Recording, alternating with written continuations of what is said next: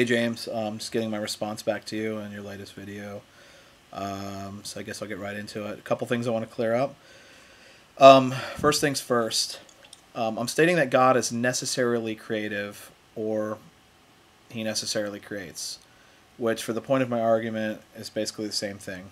But that's different from saying that he creates out of necessity. When I say that he's necessarily creative, that does not mean he's creating out of necessity. So let me explain what that means. And I want to disagree with Dr. Swacer on a particular thing he mentioned in one of his videos, and I think you brought it up. He said that God becomes a creator once he creates. So I want to disagree with that. And it's in line with what necessarily creative actually is. So here's what it is and why it's not creating out of a need. Before God can create, there must first be a necessary aspect, that's the key word, of creativity in his character. He doesn't make something and then becomes a creator. Because before he creates something, there's something happening within him. There's an initial desire to create, which is pre-existing before the thing he creates. Let me give you a quick example of what I mean. Humans eat. I eat. You eat. Am I an eater only after I eat something? Is that when you establish me as an eater? Don't I initially have to have a desire for food in the first place before I actually look for it or engage in eating of it? I'm already an eater before I even put food to my mouth. So this initial desire to eat must first exist before I can do any eating. And the same goes with God in regards to Dr. Swacer's statement and yours as well. Before God can create, there has to be a necessary aspect of creativity within his personality. And that's what I mean by that. It's necessary in order to create, and that's what he creates out of. So, let me see. And this ties up with what you were saying. One of your underlying points, and I'm kind of going on a quick rabbit trail here, is that in order for there to be real significance and meaning, God has to create out of necessity. But I want to argue that God can't create out of necessity. He can't create involuntarily, and he cannot create arbitrarily unless there is first a necessary aspect of creativity to him. So even if I granted you, which I'm not, that God created out of necessity, that's why we have real meaning and purpose, he couldn't even do that unless there was a necessary aspect of creativity within him. And basically that's what I mean. So, and let me give you an example of what I mean, how this is fundamental. He has to have this necessary aspect of creativity in him.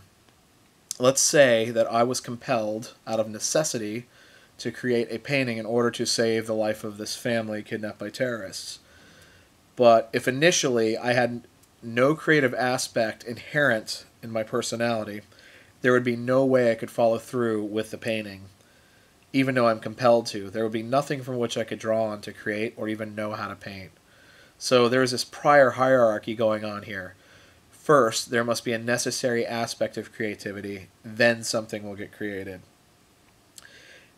And I'm getting the impression you think that this means it will override the will, how this will affect decision making. Let me explain how it doesn't. It doesn't override the will because you still must make a decision about it. Even if you're creating out of necessity, you still have to make a decision about it. Like the terrorist example I gave you. I'm compelled, but at the end of the day, I don't have to do it. I could say, screw you, I don't care about the family. They could put a bullet in their brains and my brain, and that would be it. The only way that you're creating in a way that overrides decision-making is if you're creating involuntarily. But that's a contradiction in terms. How can you create involuntarily?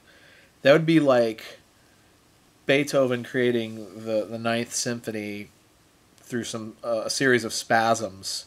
It's a contradiction. You can't create involuntarily, and I think that's the only way you can create that would override your decision-making. So,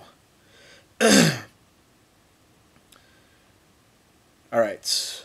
So, my argument is that God is necessarily creative, not that he creates out of need. And this doesn't override decision making. This still means he has to make a decision on it. So, let me explain a little further what I mean by that. A need, creating out of a need would, I would say, or creating involuntarily would interfere with decision making. But creating from a necessary aspect, it's an influence in decision making. It's sort of like when there's a necessary aspect of creativity, it produces, it stimulates. There's this desire to want to create. It's not, and that in turn influences the decision to actually carry it out. So that's completely different than saying God had a need to fill. He created out of a need. No, he created out of a necessary aspect, which it made this creative bug in him, so to speak. I mean, that's the best way I could explain it. It may not literally be like that, but that's the difference. He's not creating out of need. He's not creating involuntarily. He's like humans breathe. Humans breathe involuntarily. God doesn't create like that. And I would say, again, that's a contradiction in terms. So, bear with me. I'm looking at this huge, messy script. Okay. Again,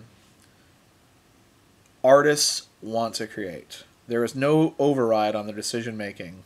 There is only an influence to create by this aspect. It influences them to create. It doesn't make them create involuntarily. God does not create involuntarily.